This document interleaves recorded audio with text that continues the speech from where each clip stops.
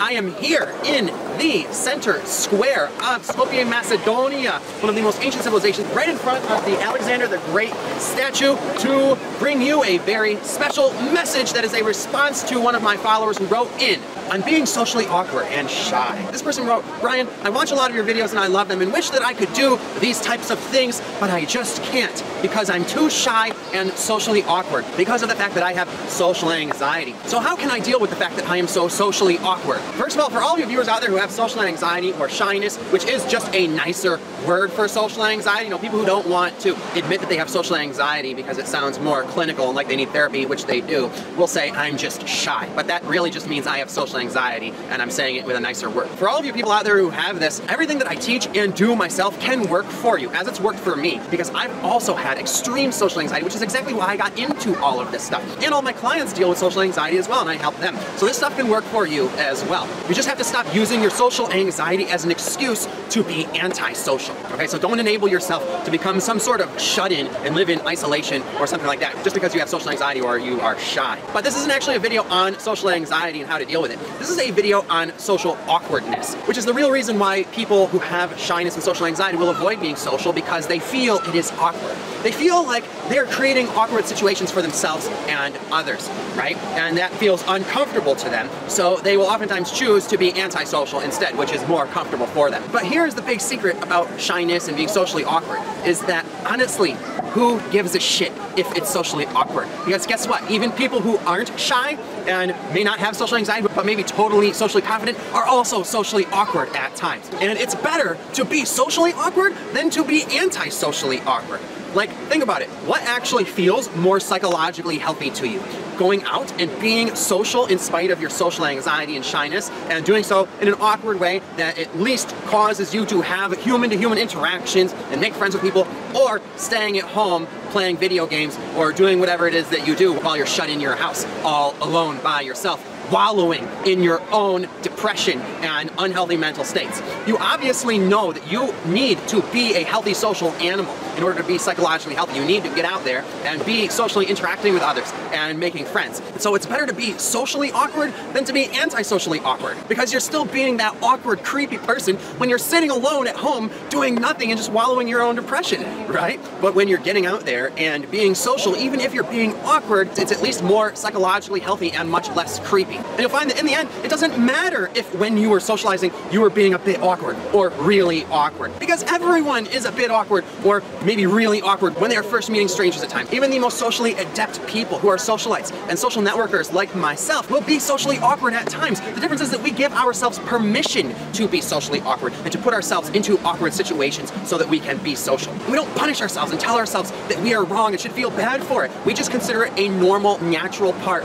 of socializing with people who we don't already know. The thing is that we realize that being a bit uncomfortable with talking to strangers is just normal and natural, and we don't make it anything more than it actually is in our minds, like people who are shy or have social anxiety do. When you're telling yourself that you're being so socially awkward and this situation is so socially awkward, you're making yourself feel much more uncomfortable and socially anxious than you actually have to be. And in fact, you're projecting your own discomfort onto the other people in the situation who may not actually even be feeling it. At least they certainly aren't feeling it in the same way that you are, right? So don't think that just because you feel like you're being socially awkward that they feel awkward as well, and that just because you feel so socially anxious and uncomfortable that they feel the same things. They usually don't. Don't just assume that everyone else is as uncomfortable as you are. And they certainly aren't judging you like you are judging yourself for being socially awkward. In fact, most people are glad to have someone come up to them and be social, even if they don't already know them. If you're enjoying listening to what I have to say, please like, share, and subscribe.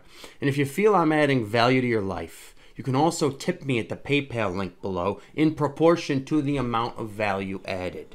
Your support will help me be able to continue this work, because the oppressive fascists at YouTube are against this kind of content and actively trying to suppress it. So it is only with the help of viewers like you that I'll be able to keep fighting the good fight. So stop judging yourself, stop projecting your feelings onto others, realize that it's okay to be socially awkward and it's actually normal and naturally part of being social and talking to strangers. And also, it's okay to be uncomfortable. In fact, it's good, it's important to go outside of your comfort zone and do things that you are not comfortable with, because that's where growth happens. Most important things that you will do in life are things that make you uncomfortable. So you have to give yourself permission to put yourself in uncomfortable situations. situations. And again, realize that it's better to be socially awkward than anti-socially awkward. And this works whether you're doing it socially, in dating, love, sex, anything. Any form of human interaction is going to be awkward, at least at first, just in the initial moments. But as long as you're giving yourself permission to be awkward, things will go better after that, okay? I promise you, and no one is going to be punishing you